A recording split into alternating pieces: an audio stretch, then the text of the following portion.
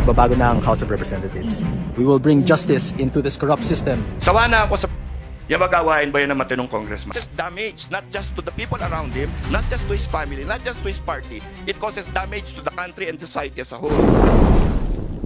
Isang napalaking pasabog mga kaibigan. May kudita sa Kongreso. Hala, lagot, tatanggalin daw si Speaker kung tatanggalin siya. Sino ang papalit? Si Sandro Marcos ba? Halika, atin itong pag-usapan mga kaibigan. Sawa na ako sa yung magawain ba yun ng matinong congressman? Kudita sa Kongreso. Ipapalit ba si Sandro Marcos bilang House Speaker? Alam mo ba ang mga usap-usapan ngayon na kumakalat ng mga balita sa batasan? May nagbubulong-bulungan na baka may kudita sa Kongreso. Pero teka, sino ang papalit kay Speaker Martin Romualdez? At bakit lumalabas ito? Ang unang pahiwatig. Nag-ulat ang Billionaire News Channel na may ilang kongresista raw na kumikilos para palitan ang liderato.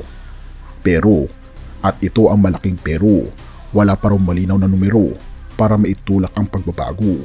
Kung ganoon, bakit may ingay? Dahil may mga isyong lumalabas tungkol sa flood control scandal na tila nagpasiklab ng galit ng ilang miyembro ng Kamara. O sabi niya, everybody sit down. I want to tell you about my plans for what to do with Congress. Sabi niya, I am running for Speaker. Ikaw, sabi niya, if you will join me, I will make you Deputy Speaker. Si Majority Leader, siyempre, was the gentleman that he is, pinabayaan lang siya. May mga pangalan na lumilitaw. Negros Occidental Representative Albi Benitez nagsalita, public office is a public trust. Kung naniniwala ka sa issue, dapat bumitaw ka. Matindi ang pahiwatig, parang sinasabing may dapat umalis, pero sino ang papalit? May nagsasabing si Sandro Marcos daw ang isa sa mga posibleng contender. Ngunit hindi pa siya nagsasalita tungkol dito. Samantala, may isa pang pangalan, Congressman Toby Chanco, kaya lalong umiinit ang intriga. Kayo po na nakaupo, subukan nyo namang tumayo. At baka I know he is not well. We cannot allow this behavior to be unresponded to. It causes damage not just to the people around him, not just to his family, not just to his party. It causes damage to the country and society as a whole. Mga kaalyado ni Romualdez, uubra ba? Deputy Speaker J.J. Suarez pa ulit-ulit na sinasabing walang kuplat. Pero kung wala nga, bakit patuloy ang usapan? Dito nagiging interesting. May mga kongresista raw na nakakakuha ng suporta mula sa hindi kilalang mga tao para itulak ang bagong liderato. Therefore, parang may lihim na puwersang nagtutulak ng pagbabago. Bago ito, binatikos ni Barzaga si Speaker Martin Romualdez na siyang dapat daw unang imbestigahan sa flood control projects. Magbabago na ang House of Representatives. We will bring justice into this corrupt system. Sawa na ako sa yung magawain ba yun ng matinong congressman? At ito ang kritikal na numero. Ang tanong, kaya ba nilang makuha ang mahigit 255 na boto para mapatalsik ang speaker? Kung hindi, magiging maingay lang ito, parang walang mangyayari.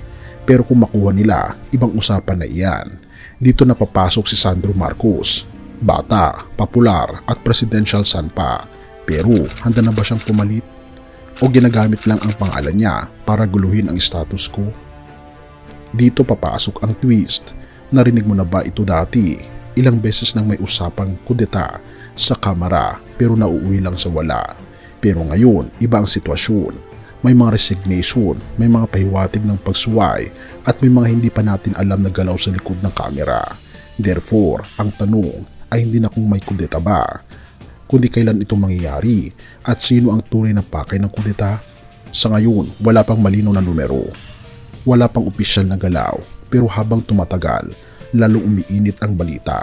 Kaya ang tanong, kapag dumating ang oras ng botohan, makikita ba natin si Sandro Marcos na manunumpa bilang bagong House Speaker? O mananatili si Martin Romualdez at lalabas na puro usok lang ang lahat ng ito? Pero sa huli, kahit kaano kainit ang politika, may mas mataas na liderato na hindi kailanman matitinag. Ang mga pangalan ng mga speaker maaari magpapalit-palit, pero ang tunay na hari ng mga hari ay hindi kailanman mapapalitan. Revelation 17 verse 14. This will make war with the Lamb, and the Lamb will overcome them. For he is Lord of lords and King of kings, and those who are with them, and those who are with him are called chosen and faithful. Kaya mga kaibigan, kahit magulo ang Kongreso, tandaan natin, Ang ating Panginoon Jesus pa rin ang may huling salita. Kung siya ang ating sinusunod, hindi tayo matitinag kahit sino pang maupo bilang speaker. Therefore, habang maghihintay tayo sa magiging resulta ng laban sa politika, may mas mahalagang tanong. Sino ba ang inuupo mo sa trono ng iyong puso? Purihin ang ating Panginoon Diyos at tayo manalangin.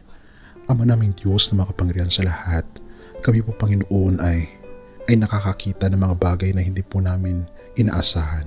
Ang mundo Panginoon ay punong-puno ng kasamaan. Ngunit naniniwala kami Panginoong Diyos na kayo lamang po ang tanging Diyos at Hari ng mga hari na kinakailangan po namin paupuin sa aming mga puso upang ang lahat Panginoon ng aming landasin ay maging tama. Patnubayan niyo po ang aming bayan, patnubayan niyo po ang bawat isa at gabayan niyo po kami patungo sa tunay Panginoon na landas ng buhay na walang hanggan, sa landas ng aming Panginoon Jesucristo. Amin na pong ipinapasakop ang aming buong buhay, ang aming buong puso sa inyo, ngayon at magpakailanman, at patawarin po kami at pakaingatan. At salamat po sa pagdinig ng aming mga panalangin at patawarin po kami sa lahat ng aming mga pagkukulang at pagkakasala, sapagkat ito po ang aming samot hiling sa matamis na pangalan ng aming Panginoon Jesus. Amen.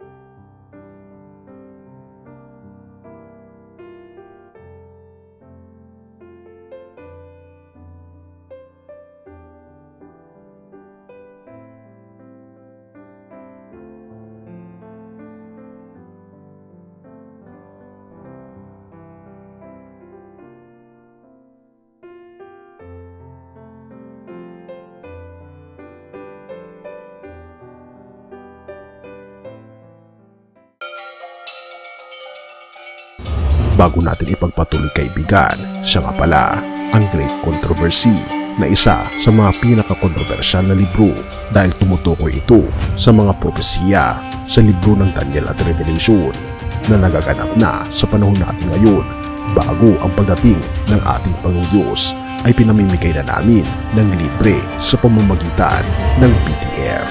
At ito ay nasa limited lamang na panahon, kaya i-click mo sa description sa baba upang ma-avail mo kaibigan ang napaka-importanteng libro ito na magbubukas sa iyo sa mas maliwanag mong hinaharap.